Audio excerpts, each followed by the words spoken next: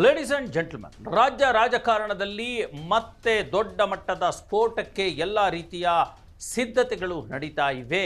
ಸ್ವತಃ ಮುಖ್ಯಮಂತ್ರಿ ಸಿದ್ದರಾಮಯ್ಯನವರು ಈ ಒಂದು ಸ್ಫೋಟಕ್ಕೆ ಕಾರಣರಾಗ್ತಾರೆ ಅನ್ನುವಂಥ ಮಾಹಿತಿಗಳು, ಬೆಳವಣಿಗೆಗಳು ನಡೀತಾ ಇರತಕ್ಕಂಥದ್ದು. ಕಳೆದ 2 ದಿನಗಳಿಂದ ನಡೀತಾ ಇರತಕ್ಕಂಥ ರಾಜ್ಯದ ಕಾಂಗ್ರೆಸ್ ಪಕ್ಷದಲ್ಲಿನ ಬೆಳವಣಿಗೆಗಳು ಈಗ ಮತ್ತೊಂದು ಹೊಸ ರೂಪವನ್ನು ಪಡೆದುಕೊಂಡಿವೆ. ನಿನ್ನೆ ರಾತ್ರಿ ಕೂಡ ಮತ್ತೊಂದು ಸುತ್ತಿನ ಸಿದ್ದರಾಮಯ್ಯ ಬಣದವರ ಒಂದು ಮೀಟಿಂಗ್ಗಳು ನಡೆದಿರತಕ್ಕಂಥದ್ದು ದೊಡ್ಡ ಒಂದು ಕುತೂಹಲವನ್ನು ಹುಟ್ಟು ಹಾಕಿವೆ. ಹಾಗಾದರೆ ಯಾರೆಲ್ಲ ಮೀಟಿಂಗ್ ಮಾಡಿದ್ರು, ಏನು ಮೀಟಿಂಗ್ ಮಾಡಿದ್ರು, ಯಾಕೆ ಮೀಟಿಂಗ್ ಮಾಡಿದ್ರು, ಇದರ ಮುಂದಿನ ಫಲಿತಾಂಶ ಮತ್ತು ಉದ್ದೇಶ ಏನು, ಎಲ್ಲಕ್ಕಿಂತ ಮುಖ್ಯವಾಗಿ ಏನೀಗ ಅಲ್ಪಸಂಖ್ಯಾತರು, ಮುಸಲ್ಮಾನ ನಾಯಕರು ಮತ್ತು ಸಮುದಾಯದವರು ಮತದಾರರು ಸಿಡಿದು ಬಿದ್ದುಬಿಟ್ಟಿದ್ದಾರಲ್ಲ, ಅವರಿಗೆ ಯಾವ ರೀತಿಯ ಒಂದು ಕನ್ಕ್ಲೂಷನ್ನ ಕೊಡ್ತಾರೆ ಅನ್ನೋದ್ರ ಕುರಿತಂತೆ ನಾನು ನಿಮಗೆ ಮಾಹಿತಿಯನ್ನು ಕೊಡ್ತೀನಿ. ನೀವು ನೋಡ್ತಾ ಇದ್ದೀರಾ ನೆಲ ಜಲ ಭಾಷೆಗಾಗಿ ಪ್ರಾಮಾಣಿಕ ಪತ್ರಿಕೋದ್ಯಮ, ನಿಮ್ಮ ಫೋಕಸ್ ಟಿವಿ. ಇದು ಎಕ್ಸ್ಪ್ಲೈನರ್. ನಾನು ಹಬೀಬ್ ದಂಡಿ. ಮಾರೆ ನೋಟ ನೋಡೈತೆ, ಕಾಲು ಕೆರೆದು ನಿಲ್ತೈತೆ. ಎಸ್ ವೀಕ್ಷಕರೇ, ಕಳೆದ 3-4 ದಿನಗಳಿಂದ ಒಂದು ದೊಡ್ಡ ಮಟ್ಟದ ಆರೋಪ ಸಿಎಂ ಸಿದ್ದರಾಮಯ್ಯನವರ ಮೇಲೆ ಕೇಳಿ ಬರ್ತಾ ಇತ್ತು.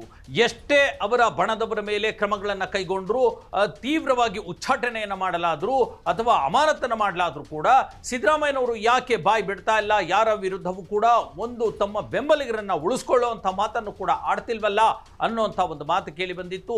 ಈ ಹಿನ್ನೆಲೆಯಲ್ಲಿ ನಿನ್ನೆ ನಡೆದಿರ್ತಕ್ಕಂಥ ಒಂದು ದೊಡ್ಡ ಮಟ್ಟದ ಮೀಟಿಂಗ್ ಇದೆಯಲ್ಲ, ಹಿರಿಯ ಸಿದ್ದರಾಮಯ್ಯನವರ ಬಣದ ಹಿರಿಯ ಮತ್ತು ಬಹಳ ಗಟ್ಟಿ ನಾಯಕರುಗಳು ಸೇರ್ಕೊಂಡು ನಡೆಸಿರ್ತಕ್ಕಂಥ ಮೀಟಿಂಗ್ ಈಗ ರಾಜ್ಯ ರಾಜಕಾರಣದ ಹೊಸ ಚರ್ಚೆಯನ್ನು ಹುಟ್ಟು ಹಾಕಿದೆ. ನಿನ್ನೆಯಷ್ಟೇ ಭೈರತಿ ಸುರೇಶ್ ಅವರ ಒಂದು ಒಡೆತನದ ಮನೆಯಲ್ಲಿ, ಅದರಲ್ಲೂ ಕೂಡ ಕನ್ನಿಂಗ್ಯಾಮ್ ರಸ್ತೆಯಲ್ಲಿರ್ತಕ್ಕಂಥ ಒಂದು ಮನೆಯಲ್ಲಿ, ಬೆಂಗಳೂರಿನಲ್ಲಿರ್ತಕ್ಕಂಥ ಮನೆ, ಆ ಮನೆಯಲ್ಲಿ ಭೈರತಿ ಸುರೇಶ್, ಜಮೀರ್ ಅಹಮದ್, ದಿನೇಶ್ ಗುಂಡೂರಾವ್, ಎಚ್ ಸಿ ಮಹದೇವಪ್ಪ, ಪರಮೇಶ್ವರ್, ಸತೀಶ್ ಜಾರಕಿಹೊಳಿ ಮತ್ತು KN ರಾಜಣ್ಣ ಇಷ್ಟೂ ಜನ ಸೇರಿಕೊಂಡು ಬಹಳ ಮಹತ್ತರವಾದ ಮತ್ತು ಗಹನವಾದ ಚರ್ಚೆಯನ್ನು ನಡೆಸಿದ್ದಾರೆ ಅನ್ನುವಂಥದ್ದು. ಇವರೆಲ್ಲರೂ ಸೇರ್ಕೊಂಡ್ಬಿಟ್ಟು CM ಸಿದ್ದರಾಮಯ್ಯನವರಿಗೆ ಇದು ನೀವು ಸೈಲೆಂಟ್ ಆಗಿ ಇರುವಂಥ ಟೈಮ್ ಅಲ್ಲ, ನೀವು ಮೌನಕ್ಕೆ ಜಾರುವಂಥ ಟೈಮ್ ಅಲ್ಲ, ಇದು ಮಾಡು ಇಲ್ಲವೇ ಮಡಿ ಅನ್ನುವಂಥ ಪರಿಸ್ಥಿತಿ. ಒಂದು ವೇಳೆ ನೀವು ಹೀಗೆ ಮೌನಕ್ಕೆ ಜಾರಿ ಕಂಟಿನ್ಯೂ ಆಗಿಬಿಡ್ತು ಅಂತಂದರೆ ಎದುರಾಳಿ ಪಾಳೆಯ ಇದೆಯಲ್ಲ, ಅದು ಹೆಚ್ಚು ಒಂದು ಶಕ್ತಿಯನ್ನು ಪಡೆದುಕೊಂಡು ಬಿಡುತ್ತೆ ಅನ್ನುವಂಥ ಒಂದು ಕನ್ವಿನ್ಸನ್ನು ಮಾಡಿದ್ದಾರೆ ಸಿದ್ದರಾಮಯ್ಯನವರಿಗೆ ಅನ್ನುವಂಥದ್ದು.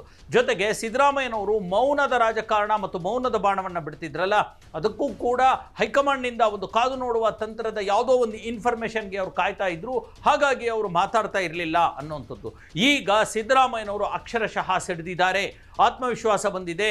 ಈಗ ಪಂಚರಾಜ್ಯ ಚುನಾವಣೆಗಳು ಮುಗಿಲಿ ಅಂತ ಕಾಯ್ತಾ ಇರತಕ್ಕಂಥ ಸಿದ್ದರಾಮಯ್ಯನವರಿಗೆ ಯಾವಾಗ ಪಂಚರಾಜ್ಯ ಚುನಾವಣೆಗಳ ಎಲೆಕ್ಷನ್ ಮುಗಿದೋಯ್ತೋ ಅವರಿಗೆ ಒಂದು ರೀತಿಯ ಭೀಮಬಲ ಬಂದಿದೆ. ಹಾಗಾಗಿ ತಮ್ಮ ಶಕ್ತಿ ಪ್ರದರ್ಶನವನ್ನು ಮಾಡಲಿಕ್ಕೆ, ತಮ್ಮ ಯುಕ್ತಿ ಪ್ರದರ್ಶನವನ್ನು ಮಾಡಲಿಕ್ಕೆ ಈಗ ಸಿದ್ದರಾಮಯ್ಯ ಸಜ್ಜಾಗ್ಬಿಟ್ಟಿದ್ದಾರೆ. ಟಗರು ಈಗ ಕಾಲು ಕೆದರಿ ನಿಂತಿದೆ ಅನ್ನುವಂಥ ಮಾತುಗಳು ಅವರದೇ ಪಾಳಯದಿಂದ ಬರ್ತಾ ಇದೆ. ಈಗಾಗಲೇ ಸತೀಶ್ ಜಾರಕಿಹೊಳಿ ಎಲ್ಲ ಪರಿಸ್ಥಿತಿಯನ್ನು ನಿಭಾಯಿಸುವಂಥ ಕೆಲಸವನ್ನು ಮಾಡ್ತಿದ್ದಾರೆ. ಮುನಿಸಿಕೊಂಡಿರ್ತಕ್ಕಂಥ ಜಮೀರ್ ಅಹಮದ್ ರವರನ್ನ ಸಮಾಧಾನ ಮಾಡುವಂಥದ್ದು, DK ಶಿವಕುಮಾರ್ ಅವರಿಗೆ ಹೋಗಿ ಪಕ್ಷದ ವರ್ಚಸ್ಸಿನ ಮೇಲೆ ಆಗ್ತಾ ಇರತಕ್ಕಂಥ ಏನು ಧಕ್ಕೆ ಆಗ್ತಾ ಇದೆ, ಆ ಧಕ್ಕೆನ ಅವರಿಗೆ ಕನ್ವಿನ್ಸ್ ಮಾಡಿ ಯಾವುದೇ ರೀತಿಯ ತೀವ್ರಗತಿಯ ತೀರ್ಮಾನಗಳನ್ನು ತೆಗೆದುಕೊಳ್ಳದಂತೆ ಅವರನ್ನು ತಡೆಯುವಂಥ ಕೆಲಸಗಳು.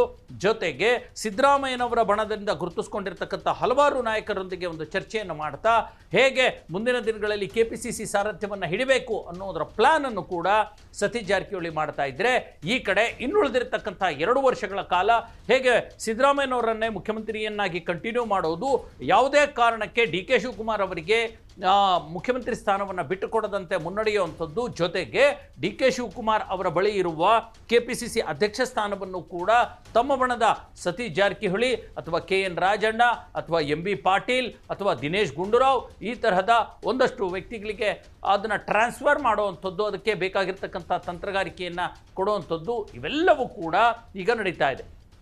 ಇದೆಲ್ಲದಕ್ಕೆ ಮೂಲವಾಗಿ ಸ್ವತಃ ಜಮೀರ್ ಅಹಮದ್ ಅಂದ ಟೀಮ್ DK ಶಿವಕುಮಾರ್ ತೆಗೆದುಕೊಂಡಿರ್ತಕ್ಕಂಥ ತೀವ್ರತರದ ತೀರ್ಮಾನಗಳು, ಅಮಾನತುಗಳು ಮತ್ತು ಉಚ್ಚಾಟನೆಗಳಿದಾವಲ್ಲ, ಅದರ ಕುರಿತಂತೆ KC ವೇಣುಗೋಪಾಲ್ಗೆ ದೂರನ್ನು ನೀಡಲಾಗಿದೆ. ಇತ್ತ ಕಡೆ ರಣದೀಪ್ ಸಿಂಗ್ ಸುರ್ಜೇವಾಲಾ ಸಿದ್ದರಾಮಯ್ಯ ಟೀಮ್ ಮಾಡ್ತಾ ಇರತಕ್ಕಂಥ ಒಂದು ಅಪಸವ್ಯಗಳನ್ನು ಲಿಸ್ಟ್ ಮಾಡಿಕೊಂಡು ಆ ವರದಿಯನ್ನು ಹೈಕಮಾಂಡಿಗೆ ಕೊಟ್ಟರೆ, ಈ ಕಡೆ ಸಿದ್ದರಾಮಯ್ಯ ಮತ್ತು ಜಮೀರ್ ಅಹಮದ್ ಅವರ ಟೀಮ್ ಕೆ ಸಿ ವೇಣುಗೋಪಾಲ್ಗೆ ಒಂದು ರಿಪೋರ್ಟನ್ನು ಕೊಟ್ಟು ಅದನ್ನು ರಾಹುಲ್ ಗಾಂಧಿಗೆ ತಲುಪಿಸಲಿಕ್ಕೆ ಹೇಳಿರ್ತಕ್ಕಂಥದ್ದು. ಹಾಗಾಗಿ ಈಗ ಮುಂದಿನ ತಿಂಗಳಲ್ಲಿ ಯಾವುದೇ ಕಾರಣಕ್ಕೆ ಸಚಿವ ಸಂಪುಟ ವಿಸ್ತರಣೆ ಆಗಲೇಬೇಕು ಅನ್ನುವಂಥ ತೀರ್ಮಾನಕ್ಕೆ ಹಿರಿಯ ಶಾಸಕರು ಮತ್ತು ಬಹುತೇಕ ಶಾಸಕರು ಬಂದಿರೋದ್ರಿಂದ ಅದನ್ನೇ ಮುಂದಿಟ್ಟುಕೊಂಡು ಈಗ ನೀವೇನಾದರೂ ಮುಖ್ಯಮಂತ್ರಿ ಬದಲಾವಣೆ ಮಾಡಿದ್ರೆ ಸರ್ಕಾರಕ್ಕೆ ಅಪಾಯ ಅನ್ನುವಂಥ ಮೆಸೇಜನ್ನು ಕಳಿಸಿದ್ದಾರೆ ಅನ್ನುವಂಥದ್ದು ಈ ಒಂದು ಮಾತು. ಇದ್ರ ಜೊತೆಗೆ ಇಷ್ಟು ದಿನ ಸುಮ್ಮನಿದ್ದ ಸಿದ್ದರಾಮಯ್ಯ ಸ್ವತಃ ಈಗ ವ್ಯಗ್ರರಾಗಿದ್ದಾರೆ, ಕುಪಿತರಾಗಿದ್ದಾರೆ.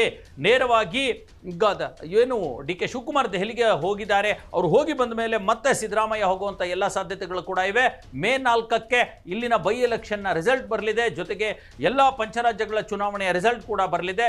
ಮೇ 4ರ ನಂತರ ಸ್ವತಃ ಸಿದ್ದರಾಮಯ್ಯ ಈಗೇನು 6-7 ಜನ ನಿನ್ನೆ ಸೇರ್ಕೊಂಡು ಮೀಟಿಂಗ್ ಮಾಡಿದ್ರು, ಅವರೆಲ್ಲರನ್ನೂ ಕೂಡ ಕಟ್ಟಿಕೊಂಡು ದೆಹಲಿಗೆ ಹೋಗಿ ಅಲ್ಲಿ ತಮ್ಮ ಲಾಬಿಯನ್ನು ಮಾಡುವಂಥದ್ದು ಮತ್ತು ತಮ್ಮ ಮೇಲೆ ಆಗ್ತಾ ಇರತಕ್ಕಂಥ ಪಕ್ಷದ ವರ್ಚಸ್ಸಿನ ಮೇಲೆ ಆಗ್ತಾ ಇರತಕ್ಕಂಥ ಎಲ್ಲ ವಿಚಾರಗಳನ್ನು ರಾಹುಲ್ ಗಾಂಧಿ ಗಮನಕ್ಕೆ ತರುವಂಥ ಎಲ್ಲ ಕೆಲಸಗಳು ನಡೆಯಲಾಗತ್ತೆ ಅನ್ನುವಂಥದ್ದು ಈಗಾಗಲೇ ಪ್ಲಾನಿಂಗ್ ಮಾಡಿಕೊಳ್ಳಲಾಗಿದೆ. ಹಾಗಾಗಿ ಸಿದ್ದರಾಮಯ್ಯನವರು ಮತ್ತು ಅವರ ತಂಡ ಮಾಡಿರ್ತಕ್ಕಂಥ ಈ ಟೀಮ್ ಮತ್ತು ಈ ಮೀಟಿಂಗ್ನ ಪರಿಣಾಮ ಮೇ 4ರ ನಂತರ ದೊಡ್ಡ ಮಟ್ಟದಲ್ಲಿ ಸಿರಿಯುವಂಥ ಎಲ್ಲ ಸಾಧ್ಯತೆಗಳು ಕೂಡ ಇರತಕ್ಕಂಥದ್ದು.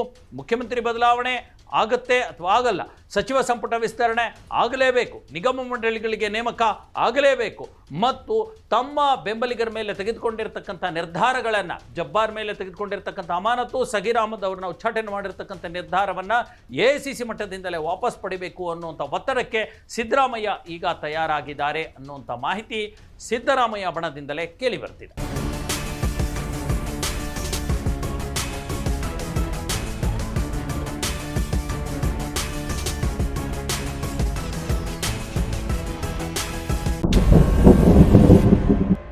ವೀಕ್ಷಕರೇ, ಇದಾಗಿತ್ತು ಇವತ್ತಿನ ಎಕ್ಸ್ಪ್ಲೇನರ್. ಮುಂದಿನ ಮತ್ತೊಂದು ವಿಚಾರದೊಂದಿಗೆ ಮತ್ತೆ ಸಿಗ್ತೀನಿ. ಅಲ್ಲಿವರೆಗೂ ನೋಡ್ತಾ ಇರಿ ಫೋಕಸ್ ಟಿವಿ.